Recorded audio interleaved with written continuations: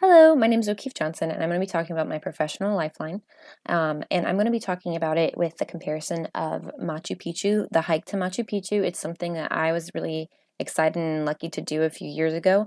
And I know that the comparison of a mountain is pretty cheesy. However, I felt that Machu Picchu is very unique.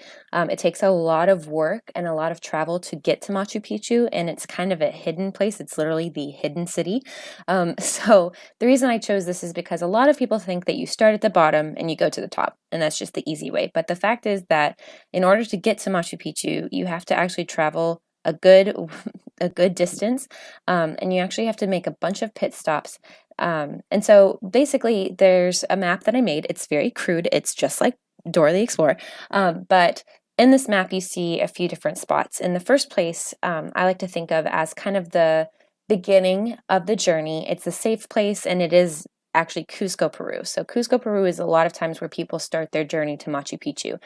It's a very safe city. It's very beautiful too. It is in a valley, and so it's very easy to navigate, something I really enjoyed when I was there, and it's something that it's not an anxiety causing place. It's very easy to get around, and people are very helpful. And that makes me think of my journey specifically when it comes to my life professionally. When I started out as a young person, as a child, so I grew up in Rome, Georgia. This would be my version of Cusco in my life. It's a safe place that I know.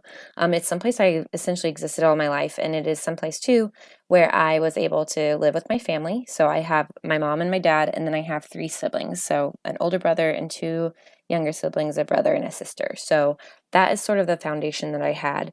As well, I also went to the same school from the time I was 5 years old. I started there in kindergarten and I graduated from there, and it's called Darlington. And this was also not just a safe place, a very sheltered environment, but it's some place that I definitely grew, and it was also my first experience with professionalism and the development of professionalism, many aspects of which I still hold today. So if you think back to the map, you might have seen something in the middle, which you'll see in a second, but the picture shown right now is the Sacred Valley. And so between Cusco and Machu Picchu, there's a huge valley. It's called the Sacred Valley, and it is interesting because it's super deserted. It's really gorgeous, but you have to go through the valley in order to get even a hint closer to Machu Picchu. And so along that journey, you have to take a bus, and it's interesting too because the distance between Cusco and Machu Picchu is really not that far, but it takes an entire day to get there just due to all the peaks and valleys. So as you can see, there's me traveling through the Sacred Valley. And the way that I think about this in my personal life is my experience with leadership at my high school. I think that's some of the starting point for me in my role and experience in high school.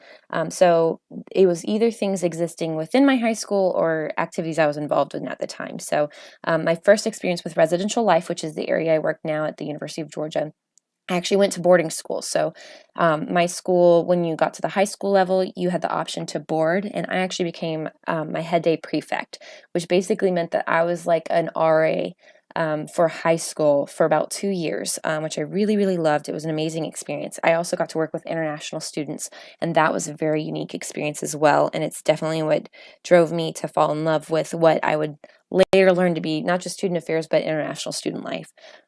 Another thing that I did was I was involved in a retreat throughout high school, which taught me about managing teams and working with teams, as well as getting excited. A lot of my pictures that are shown on the slide definitely resonate with the extremely spirited, high energy person that I am. And then those were the things that I did throughout high school. And so then I get to the next slide, which is the place that's at the end of this long bus journey. It's called Ollantaytambo. It's the last stop before like the journey really begins. One of the cool things too is that it's basically this resting point where, like, if you decide to get on the train that is in this location, there's no going back. So you get here and you make the decision, like, okay, what does my train look like? And so what it looked like for me at the time that I finally was finishing high school, it looked like, okay, where am I going to go to school? And that was quickly decided. I only applied to the University of Georgia. It was the one and only place I was interested in just due to money. So I decided to go there, and that's where my journey really started. And so I think of that train ride to get to the next location on the map as my involvement specifically with university housing in different facets. So I worked as a tour guide, a desk assistant, an RA. I worked with the RHA at our university.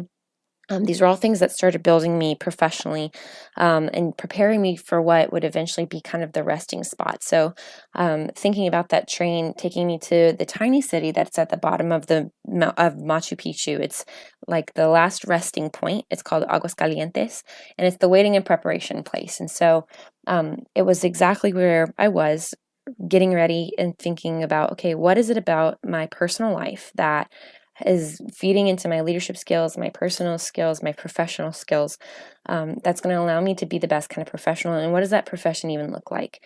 And so with the pictures presented, I see someone who, loves to be excited and involved, someone who really loves to be inclusive, someone who really loves to serve other people and speak on their behalf, if they don't have the ability or the desire to speak for themselves, and to stand up for what's right. And so with that and those skills, it was time to climb that biggest mountain by the time I was finishing college.